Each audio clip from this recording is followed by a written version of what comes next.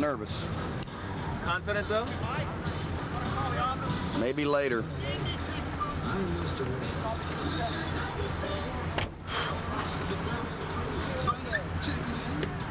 Well, let's take a look at this hole. I just got out of the limo, was shaking hand with my minister. He prayed that I wouldn't do this stunt, but I said I had to do this stunt. I had no choice. Here I am, I'm looking at the grave. What in the world am I doing? I can't say no to this stunt. I got 2 national TV networks, all the local press. I have to do this stunt. I have no choice. I don't want to do this stunt. Well, I guess I will. I'm gonna be in the mud anyway. What the hell's the difference, right?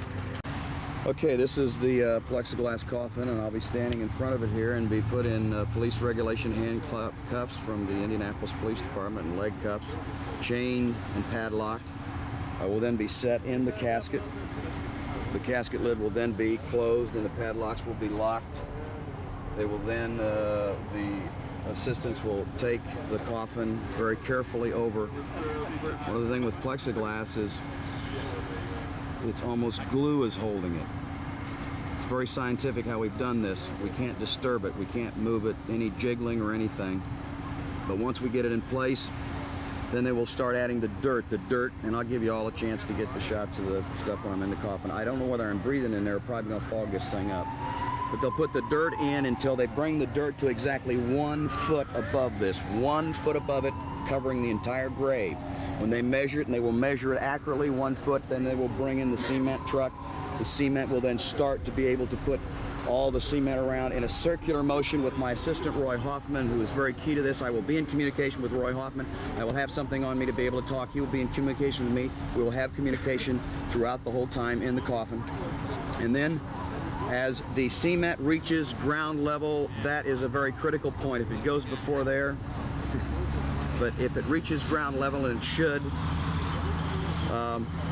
then there will be approximately 60 seconds before the coffin should collapse. I should be up somewhere in the 15, 16 second range. The time the cement reaches ground level, maybe it'll be a couple inches shy of ground level, but I'm gonna be up and I'm gonna be out of this, and I'm gonna be going to my radio station's birthday party down at Union Station, Indianapolis, Hoosier 96. This is the 66th anniversary of the death of Harry Houdini, and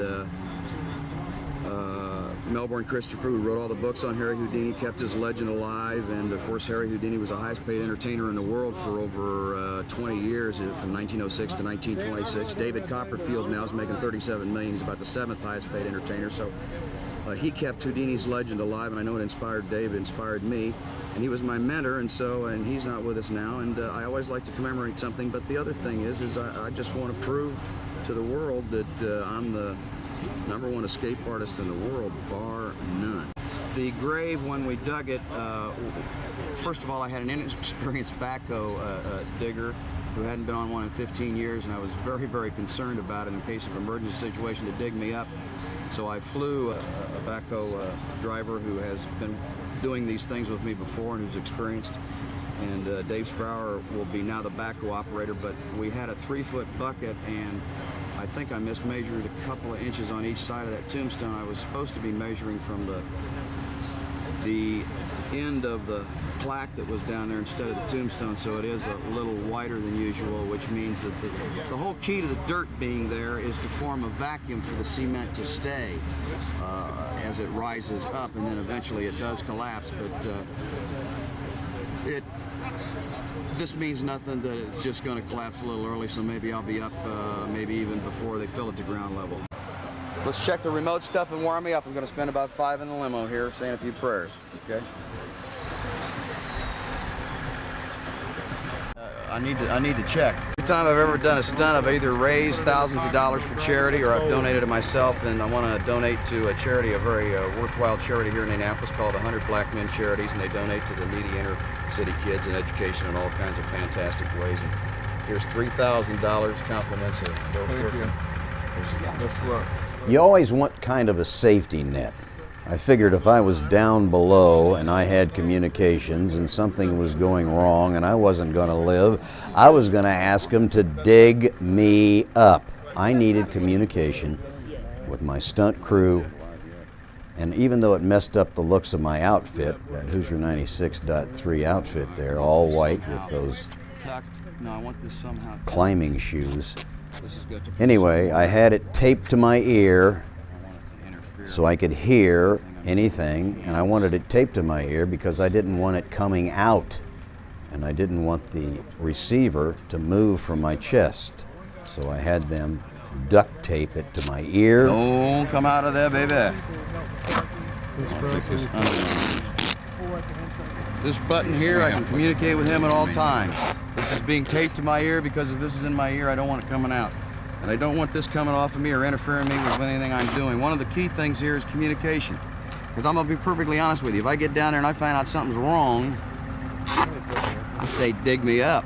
One more. I'm not in this to kill myself, believe me. I don't think. Huh?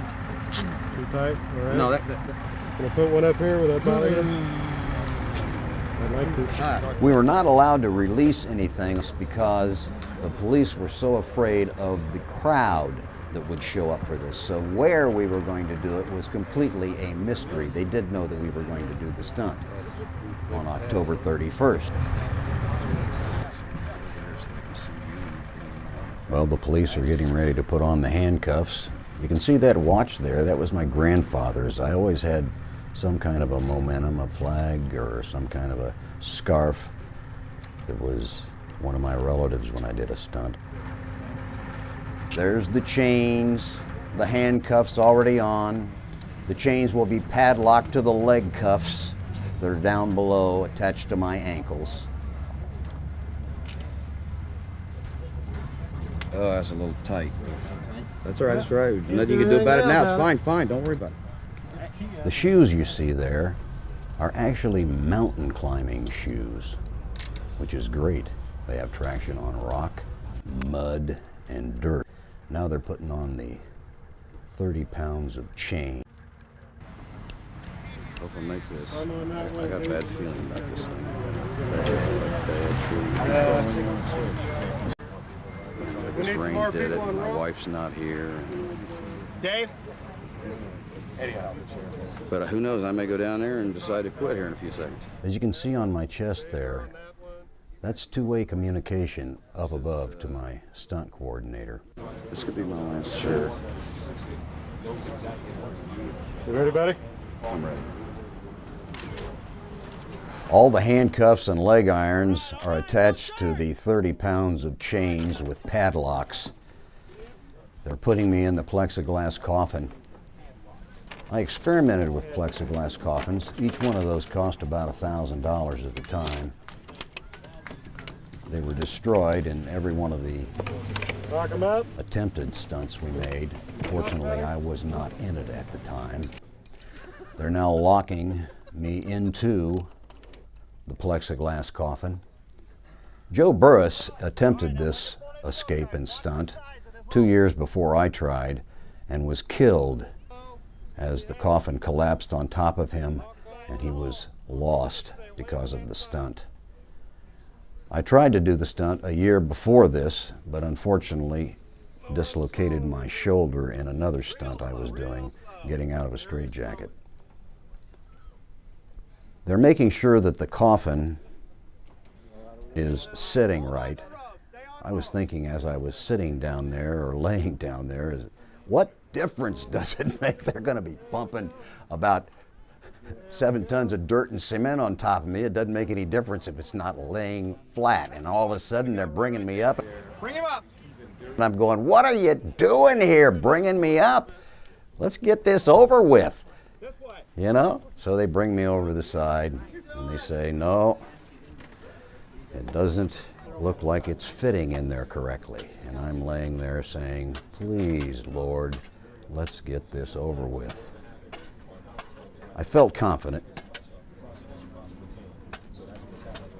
but like any stunt or escape, something unforeseen can happen. Let's go. Here again, they're bringing me into the hole, which is 6 feet deep. We're 6 feet under. They're going to put 7 tons of dirt and cement on top of me. The dirt will come in first. Now please, start with the dirt. Now who would want somebody to put dirt on them? I didn't want them to bring me up again, only when the stunt was over, not now. So the dirt started to come on top of the plexiglass coffin. They put it in the side to give it some kind of structural support. Another thing I realized after they started filling up the sides, the next thing they were going to do is fill the top of the coffin, and I was going to be in darkness. They were going to put a certain amount of dirt in, about 2 feet of dirt, and then the rest was going to be concrete.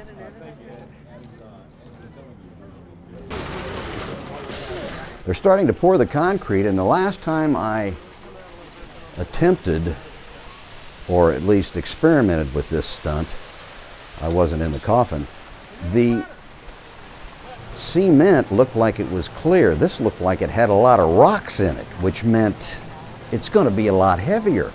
And not only that, it rained the night before, and with all the dirt, it was going to be heavier, which meant this thing's going to collapse way before it's supposed to.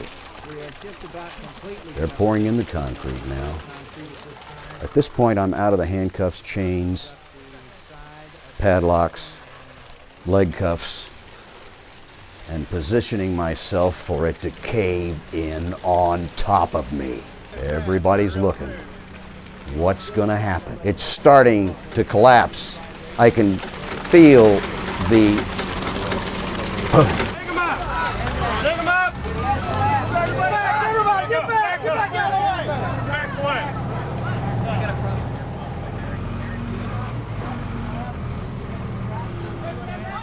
Is it over? Am I alive? I have positioned myself to the side of the coffin. In comes the backhoe to dig me up. We knew this was going to happen. Could I survive the crash of the dirt and the cement? I have survived. I am now down under 6 feet of dirt. The backhoe operator I brought in from Phoenix, Arizona. He can put a match on the end of the backhoe and strike it on a cement floor and ignite the match. That's how accurate he was. You didn't want him going down too far and taking your head into his bucket. It's all possible, but this guy was the best. You know, when you're underground, and I've been buried many times, you can hear what's going on upstairs. People yelling, screaming, and then the dead, dead silence. They've got to be almost down to me. I can feel something pushing on my head. I yell.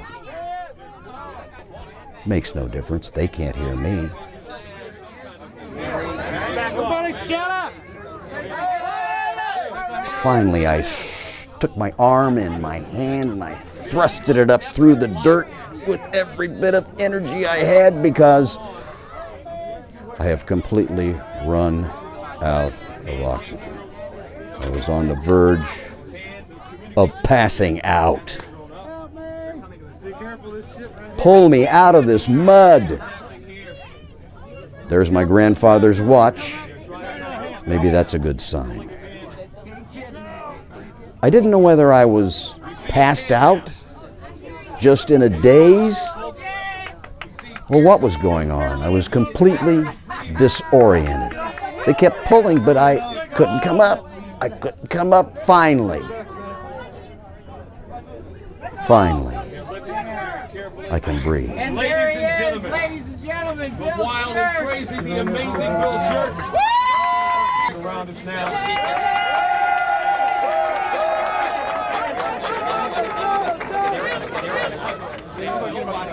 Dirt in my nose, hair, ears, mouth, throat. I know I swallowed at least 4 or 5 globs of dirt just trying to get a breath of air while I was down there. Well, finally I'm up. It's over. I'm over. What are they doing? I need to get to something that's going to give me some oxygen or something.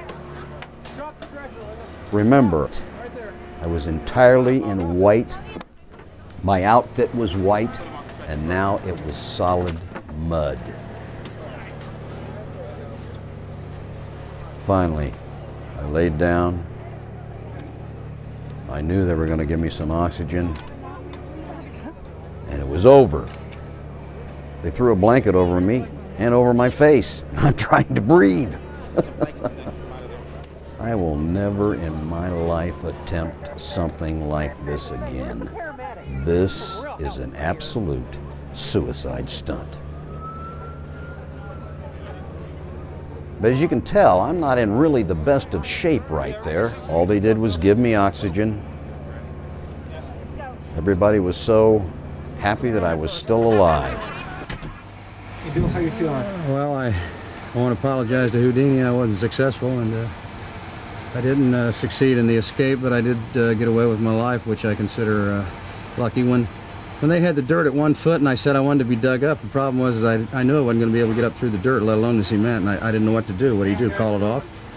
And I just tried to make myself available that when it did crash, I'd have some kind of a pocket to be in over to the side. And it crashed down the other way, and all the weight went the other way, and nothing really gave me a pocket about the size of a bucket. And I just kept breathing. I could hear people trying to dig, but hell, I didn't know where I was. And just thank God he spared my life on this one, and it'll be a while before I'll do one of these, I'll tell you that. Thank God for these paramedics, this oxygen. I tried not to breathe. I just tried to just kind of lay there. I was in a ball, actually. I really couldn't tell which way was up or down. I could hear the coffin over to the side of me creaking when it was starting to give. But it seemed like it must have taken a half hour to pour that concrete on. Did it take a long time to pour that concrete? Long time, about 20 minutes or so. Shame. And did it go when it hit the top? It didn't quite get to the top. It didn't quite get to the top. Went before. Even then, if it would have got to the top and I'd have been able to get through the dirt like I'd hoped, it would have collapsed before. I would have been in a position it would probably have killed me. So it's best I took the cheap shot out to save my life. How you feeling now? Well, I'll tell you, I really didn't care when it was going to prematurely cave in, because I had accepted that when I decided when it was at 1 foot when they put on the cement, because my escape through the dirt was not going to be possible, and I was going to have to stay down there anyway, so it didn't make any difference whether it collapsed. But I don't know. Nobody's even told me, when did it collapse? When? You lost track of time. I mean, how much cement was in there? I don't know. I mean, I couldn't hear anything, because the minute that it collapsed, I think the last thing I heard, it was like 2 or 3 feet maybe. So I don't know whether it went all the way to the top or not. I don't know. Was anybody there that saw it? Did it go to Steve? Did it go to the top? I didn't make it all the way to the top. It did? Not about 2.5 feet. Bill, some people standing behind me tonight said this is just a hoax. This guy knew this was going to happen all along. It was all planned. What did you say to that?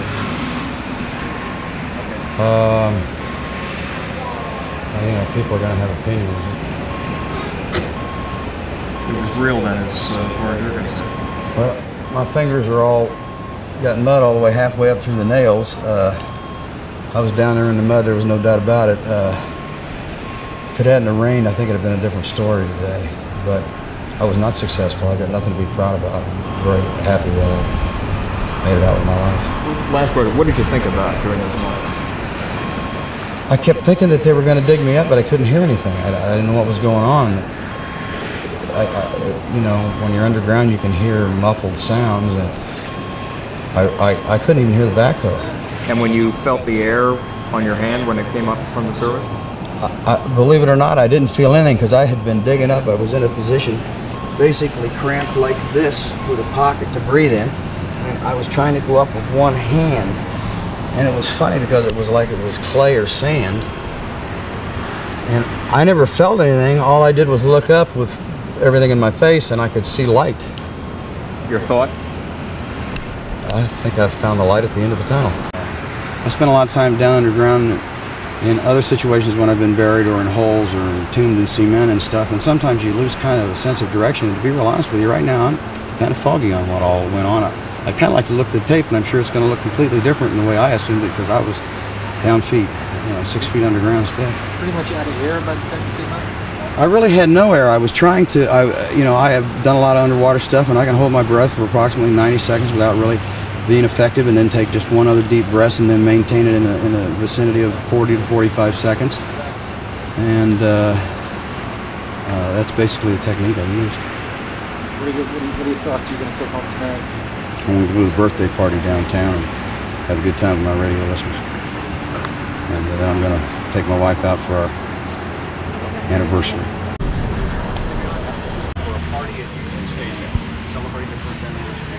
Come on down! His son was, let's go to some videotape here, to have himself manacled with handcuffs and chains. I think for as long as he needed to. Matter back live now. There goes Bill Shirk off to this party. I asked him, what about all this? Because